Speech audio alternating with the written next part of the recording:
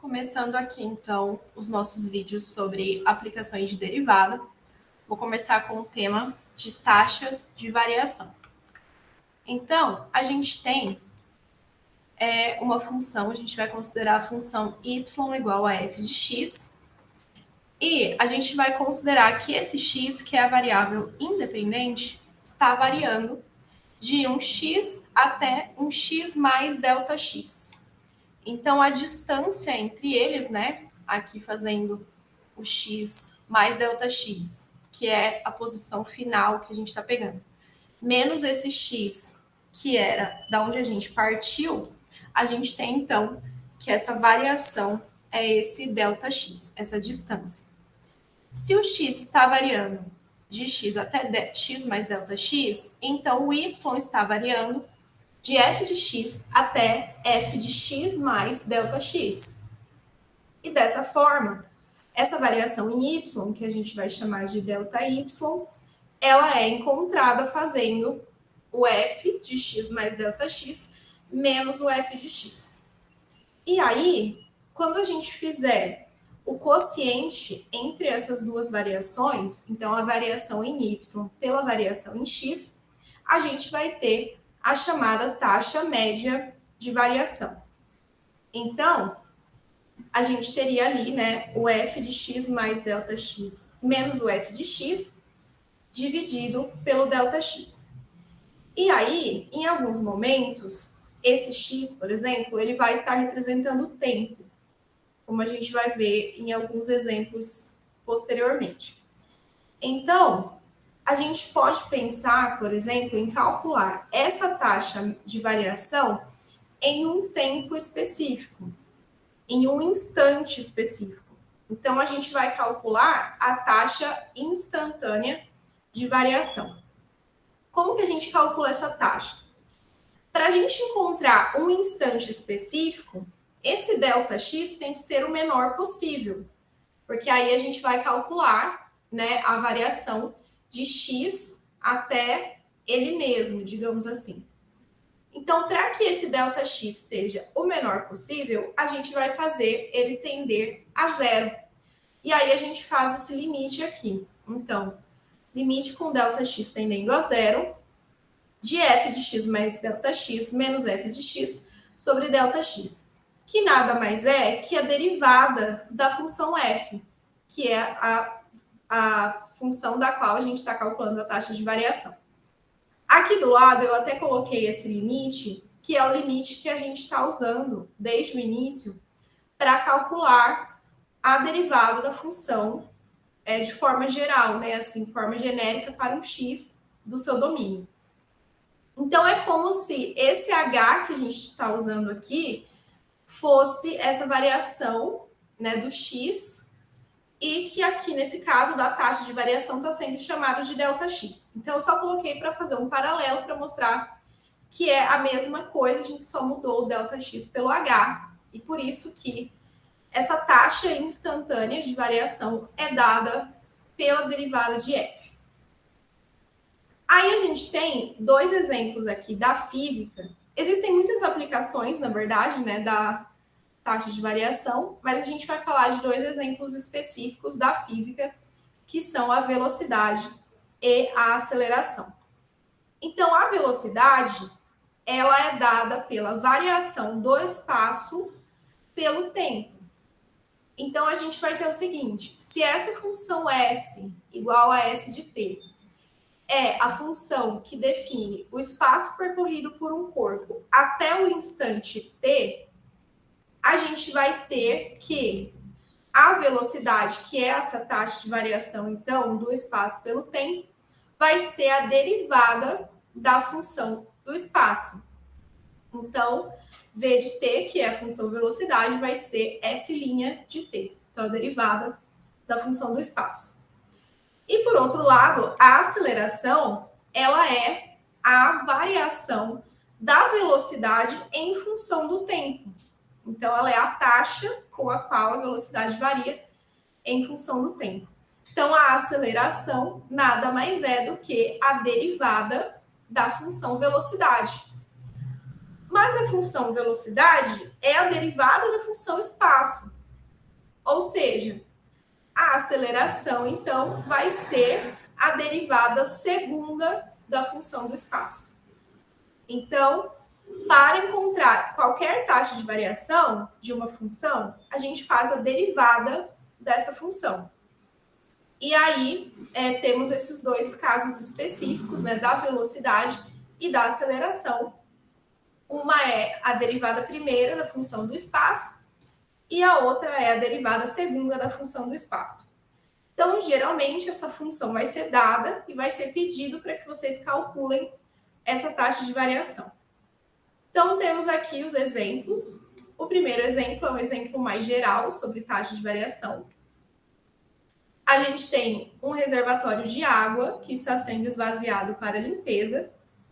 E a quantidade de água nesse reservatório em litros, T horas após o escoamento ter começado, é dada pela função V igual a 50 vezes 80 menos T ao quadrado. Então, a gente vai determinar qual é a taxa de variação do volume de água no reservatório após 8 horas de escoamento.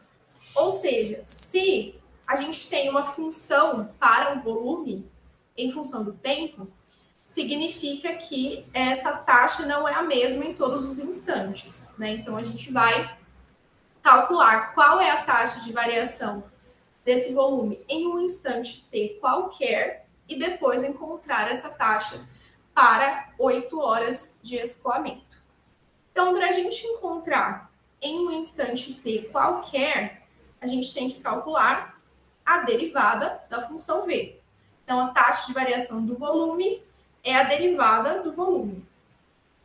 Aí, para a gente fazer essa derivada, eu vou escrever na notação de Leibniz, porque a gente vai ter que fazer uma regra da cadeia, tá? Então, a gente vai ter o seguinte, d vezes t, dt. Então, a derivada da função volume com respeito ao tempo. Então, vai ser d 50 vezes 80 menos t ao quadrado em função do tempo. Lembrando que quando eu tenho a derivada de uma constante vezes uma função, a constante sai da derivada. Então, ficaria assim, 80 menos t ao quadrado, sendo a única parte que vai ser derivada. O 50, então, ele vai sair e vai multiplicar o meu resultado dessa derivada. Só que aqui, a gente vai ter que fazer uma regra da cadeia para derivar esse 80 menos t ao quadrado. Eu vou pôr um asterisco para a gente fazer essa regra da cadeia aqui no canto e depois continuar a nossa conta. Então, a nossa função é 80 menos t ao quadrado. A forma mais simples dela, vou chamar de f, seria f de u igual a u ao quadrado. Então, eu tenho alguma coisa ao quadrado. Aí, para que essa seja a minha nova função, então, né, para que ela fique na sua forma mais simples, esse u eu tenho que chamar de 80 menos t.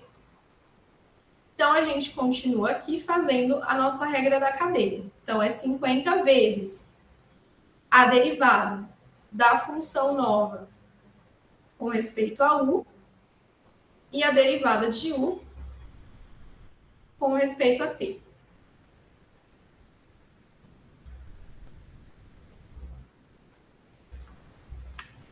Aí, a gente faz, então, 50 vezes a derivada de u quadrado com respeito a u. Então, a f de u é u quadrado. E a derivada de u, que é 80 menos t, com respeito a t. Então, a derivada de u quadrado com respeito a u, eu tombo 2, aí vai ficar u elevado a 2 menos 1, que é 1. Então, u elevado a 1 é o próprio u.